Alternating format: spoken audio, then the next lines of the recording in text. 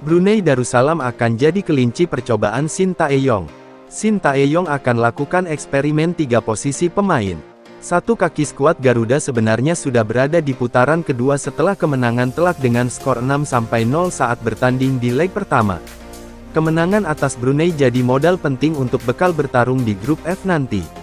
Menariknya, Shin Tae-yong akan lakukan eksperimen dari pemain skuad yang bertarung di leg pertama lalu. Ada rotasi pemain dan taktik yang begitu banyak untuk laga nanti agar lawan susah menebak strategi kami, kata Shin Tae-yong. Berdasarkan pernyataan tersebut, ada 3 pemain yang bisa jadi sosok kunci kemenangan skuad Garuda. Apalagi, kemenangan dengan skor telak akan jadi target utama Asnawi Mangkualam DKK. Berikut 3 pemain yang diprediksi jadi pembeda saat melawan Brunei Darussalam di leg kedua. Sandy Walsh. Sandy yang selama ini lebih dikenal bermain di posisi bek kanan justru tampil sebagai gelandang bertahan dalam duel yang dimenangkan skuad Garuda 6-0. Mengenai hal itu, pemain keturunan Belanda ini mengaku sama sekali tak terbebani dengan posisi barunya. Malah, Sandy menegaskan ia bersedia ditempatkan di posisi mana saja bahkan striker sekalipun selama itu untuk keperluan merah putih. Sain Patinama. Sain pada leg pertama lalu baru bermain sejak menit ke-73. Dia menggantikan Pratama Arhan yang turun sebagai starting C di laga tersebut. Keputusan ini cukup rasional karena pemain asal Viking FK ini baru menempuh jarak cukup jauh dari Norwegia ke Jakarta sekitar 22 jam.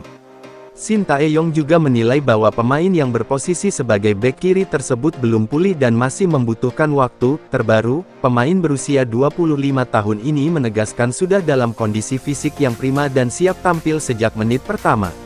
Ricky Kambuaya. Pemain selanjutnya yang diprediksi akan turun dari menit awal adalah Ricky Kambuaya. Penampilannya yang solid pada leg pertama lalu jadi modal penting untuk mendapatkan hati Shin Tae-yong. Sama seperti Sain, pemain asal Dewa United ini juga turun dari bangku cadangan dan menggantikan Mark Klok pada awal babak kedua. Berposisi sebagai gelandang serang, dia akan jadi motor serangan yang efektif di leg kedua nanti. Ramadan Sananta. Pemilihan Sananta jadi pemain pengganti saat leg pertama lalu sempat menjadi tanda tanya. Shin Tae-yong justru memberikan kesempatan debut untuk Hoki Caraka di laga tersebut, namun, pemain asal Persis Solo ini memberikan bukti bahwa dia masih jadi sosok tajam di lini serang skuad Garuda.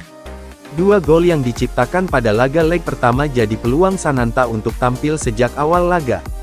Dia sebelumnya dinilai kelelahan oleh pelatih asal Korea Selatan tersebut karena jadwal yang cukup sibuk. Pemain berusia 20 tahun ini sebelumnya sempat berada di Timnas U23 Indonesia untuk kualifikasi Piala Asia U23 2024. Dia kemudian mendapatkan panggilan ke Asian Games 2022